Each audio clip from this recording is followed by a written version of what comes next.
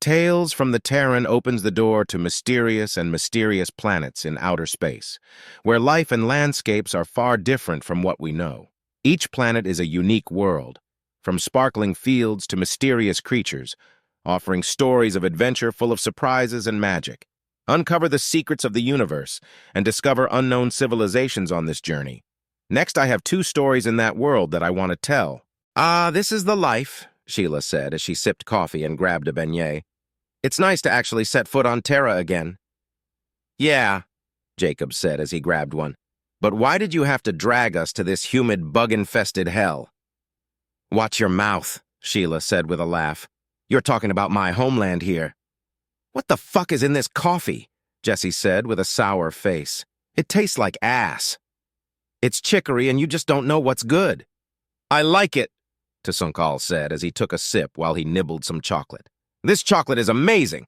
Why didn't you bring me this stuff?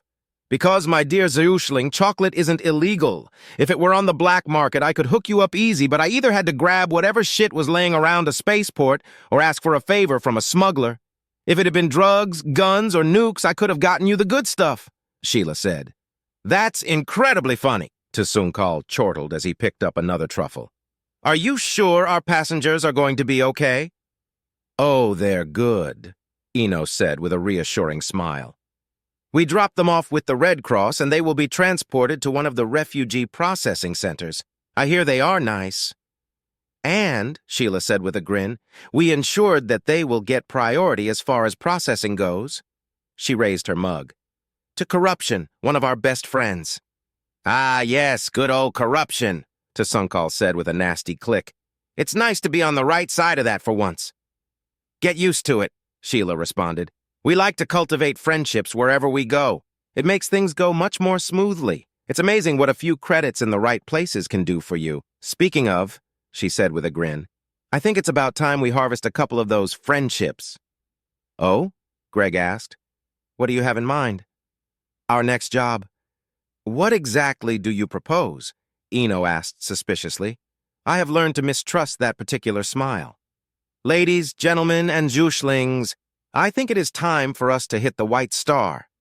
Are you fucking serious? Jacob asked in alarm. Didn't we decide that was too much to tackle? We have already cased the thing, and it wasn't that we decided that it was too difficult, Sheila said around mouthfuls of beignet. We decided that it would draw too much heat on us. And now, since we really can't get much more wanted than we already are... What's the White Star? Tsunkal asked as he poured himself more coffee. It's one of the biggest, fanciest luxury starliners in the Federation, Eno said. It is worth, I don't know, billions, maybe even trillions. With everything in it, I bet it's worth more than $1 trillion easy, Sheila said, her eyes glittering. It's a flying piggy bank just waiting to get hammered. Flying piggy bank? Tsunkal asked in confusion. It's a figure of speech, Jessie said in her normal, rapidly paced voice. It means that there is a whole lot of money in there. See? Sheila said. The White Star isn't just a fancy high-dollar flying resort for the rich. It also has the distinction of never entering inhabited systems. To get to it, you have to be flown there by one of its launches, and its exact location is never disclosed. It's its big gimmick. Absolute privacy without any hassles. She paused while she stuffed another beignet in her mouth. It's a favorite with celebrities, the uber-rich, politicians, and last but not least wealthy fugitives. Sheila, while happily bouncing up and down, continued. That's not all. People like to hide money there, too. It has its own bank complete with a whole bunch of lovely encrypted numbered bank accounts and good old-fashioned safety deposit boxes. And for dessert, there is even a lovely casino that will be a nice soft target even if we can't crack that bank open. All we have to do there is put a gun to somebody's head. Same goes for a slew of high-end shops and shit like that. She swirled the last of her coffee in her mug. The thing is absolutely stuffed full of bounties, credits, and highly ransomable individuals. And incredibly effective automated defenses, and a shitload of heavily armed guards, and literally thousands of automatic blast-proof doors, and probably tons of shit we don't even know about, Jacob said as he shook his head. Taking it is impossible. Nothing is impossible, sweetie. Where is that army spirit? Sheila asked with a smile. That army spirit is exactly where it needs to be, keeping our asses alive and out of the joint. Speaking of, Sheila said to Jessie, Exactly how hot are we? Hang on, Jessie says as she pulls out her tablet. Just have to get to a hyperspace terminal. And access Federation police. Gonna be a minute, she says as she sets her tablet down on the table and grabs more beignets. The gang debated back and forth about the sanity of going after the White Star as the minutes passed. About an hour later, Jessie's tablet beeped. Here we go, Jessie said as she read the results. Oh, we are pretty goddamn hot. We are so hot that all arrest warrants and bounties have been pulled. Oh, shit. We really did it this time, Eno says as he flagged down a waitress. Excuse me, ma'am. Could I get some coffee without the chicory? Sure thing, the Kalisha said brightly and scooched off. Why did they pull our arrest warrants? Tasankal asked. One would think they would add more. Oh, they would if they wanted us arrested, Sheila said with a chuckle. They don't want us arrested anymore. They want us dead. The police are off the case and Fed Intel is on it. This is going to be fun. We have a difference of opinion as to what constitutes fun, Jacob said with a wince. I can certainly see the appeal, Tasankal said calmly as he sipped his coffee. Less chance of minor hassles, and when we do run into an issue, he said, making air quotes with his manipulators, we won't have the entire system searching for us like we would if we killed a cop. Besides, I would feel really bad about killing an honest police officer just trying to do his job but wasting a fucking Fed. I think I could live with that. See, Sheila exclaimed happily. Old Eight Eyes over here gets it. I'm still voting against it, Jacob said, with more than enough quiet nods from the others to kill the plan. There is one more reason why I want to do this and do it now. Jessie, tell him. Oh, right, Jessie babbled with a grin.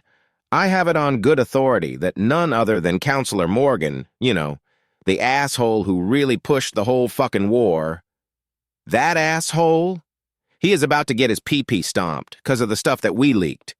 He is hiding from a Federation inquest at this very moment. Anyone want to guess where? Everyone looked at each other for a few moments. Okay, Jacob said with sigh. If and I mean if we do this, we have to do it right. We need a plan, and it needs to be a fucking good one. Well, let's get started then, Sheila said with a wolfish grin. Cyrus Red was standing outside of his limousine with 6 of his henchmen in a deserted capital city construction site when Morgana Farston appeared out of the shadows. I have to hand it to you, Cyrus said. You got a lot of balls showing up here. Well, Morgana said with a pleasant smile, we have some things to discuss. You shoot up my guys and mess with my business? You're goddamn right, we have something to discuss, like why I don't show you why we are called the Red Teeth. Yeah, you used to eat people during the Sol Wars. Boring, Morgana replied. You have a lot of balls just showing up with just 6 people. At that moment, half a dozen vans drove into the lot at high speed. Now that is a bit more interesting, Morgana said with a soulless smile. That bitch is fucking crazy, Jack Coolshaw quietly buzzed. No argument here. Shit goes south. She's dead before we can even pull a trigger, Bal Sorkala said as he adjusted the scope on his sniper rifle. What do we do if that happens? Mul Shakal asked. I'll tell you what we do, Jack Coolshaw whispered. We put a 50 caliber slug in her head for good measure and split. He turned to Ray Shelzoon. That mic that Brainiac made? Is it picking everything up? Works like a charm, Ray Shelzoon replied. You sure they won't detect it? Jackal Shah quietly asked. Give me some credit, Balsor Kala scoffed. I seriously doubt they have the right stuff on hand to properly analyze that beam's wavelength and modulation. It should just look like background noise from all the communicators in the city. They are much more likely to pick up your bitching, so please, for the love of the creators, shut the fuck up. So, bitch, what do you want? Cyrus said as a few dozen of his men surround Morgana. Not much, she replied. I want Sheila Donovan. I understand you can get her for me. What? You fuck with me just to get to that bitch? Cyrus spat. You're fucking crazy. That observation has been made more than once, Morgana laughed. Now you are going to lure her in, or I am going to take apart your entire organization piece by fucking piece. Okay, stun this bitch. We are going to have a bar. Morgana flicked her wrist, and as she did, the head of the guy right next to Cyrus exploded into a fine mist. Fuck, Cyrus yelled as he dove for cover. Hold your fire. Have you and your little friends been vaccinated against Type 6 hyper-accelerated staph aureus? she asked as she pulled out an aerosol grenade with a large biohazard symbol on it. I have, just in preparation for this little meet and greet. I understand this stuff is kind of nasty. Everybody froze as the pin hit the ground with a little plink. Okay, just calm down, Cyrus said as he got back to his feet. Feel like actually having a reasonable discussion now? Morgana asked. Look, lady, Cyrus said, dusting off his suit. I can't just whistle and have Sheila show up like a dog. I have to set up a meet, and that takes time. Okay, you have a week. I've been playing nice up until now, Morgana said. Next week things get really fucked up. She picked up the grenade pin and then turned and walked away, disappearing into the shadows. Cyrus snarled and turned to his men. Find out who that cunt is and find out who is working for her, he said, breathing heavily, and get me in touch with Sheila. I want to talk to that bitch. Jesse is leaning against the side of a rental car on an abandoned hill when a sleek grav car flies overhead and settles on the gravel next to her. The gull-wing doors open, and a thin reptilian in a loud floral pattern shirt climbs out. Avast! Ye matey! Jesse calls out. Yo-ho-ho and a bottle of dum, the Flink replies. Jesse just face palms. No, it's... You know what? I like your version better. She laughs. The lizard walks over, its 4 independently focusing eyes darting in all directions. So how have you been, you dumb chameleon? Good. Business is booming. So how are you explaining that? Jesse asks, pointing at the grav car. You are running out of distant relatives giving you inheritances. Did you win the lottery again? Oh, I'm pretending that I'm being irresponsible with my money and am in debt over this one. I do actually get a decent paycheck from my real job, you know. Single, no kids. I can explain a lot. You are throwing up all sorts of red flags, my scaly friend. You need to be a bit more careful. Jesse looks out over the teeming city below and at the huge holographic religious sigil hovering above it all. You know, she says, if you didn't know what that thing meant, it would almost be beautiful. On the other hand, the lizard responds, all that religious oppression is good for business. If we became a free society, I would go out of business overnight. All hail the great egg. May it forever be peeping into our bedrooms. Jesse just laughs in response. So what do you have for me? She asks. Oh, the usual, the lizard says, pulling out a small box. The latest Federation shipping routes, navigational hazards, detours, patrol schedules, and locations of most of their fleet, plus a few crystals full of the latest deep dive that I did. I grabbed tons of shit, but I'm not entirely sure all that's in there. Excellent, Jesse chirps. She then pulls out a transactor, loads a crystal with credits, and hands it over. The lizard smiles and pockets it. Pleasure doing business with you as always, he says. Oh, I have something you may be interested in, Jesse says with a huge grin as she pulls her tablet. Oh, is it filthy? Oh, it's filthy all right, she chuckles. 12 hours of the latest animated Flink porn, all brand new. I know that because I commissioned it. Pretty good stuff, too, she says as she pulls up a few clips. Oh, this is nice, the Flink says, drooling slightly. Quality stuff, this. It gets better, Jesse laughs. I also have 6 hours of live action stuff. Oh, live, Ace, live action? The Flink stammers. Yep. Jesse plays a scene and holds up her tablet. The Flink's eyes pop wide open and his tongue shoots out, adhering firmly to Jesse's tablet. Whoa, what the fuck? Jesse exclaims as she starts to have a tug-of-war with the Flink. Thori! It was an athadanth. Well, let go, goddammit. I can't. What do you mean you can't? Let me have the tablet. I'll fix it. Jesse reluctantly hands over the tablet. After a few moments, the tablet is freed with an audible pop. Jesus, dude, Jesse says, wiping off the screen. Buy me dinner first, she laughs. So, I take it that you are interested? I am, the Flink says, wiping a truly excessive amount of sticky drool from his mouth. How did you get that?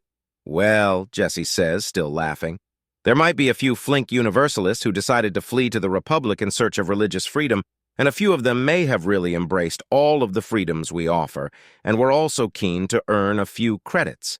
And so, I have 6 hours of the raunchiest, most perverted acts they could come up with.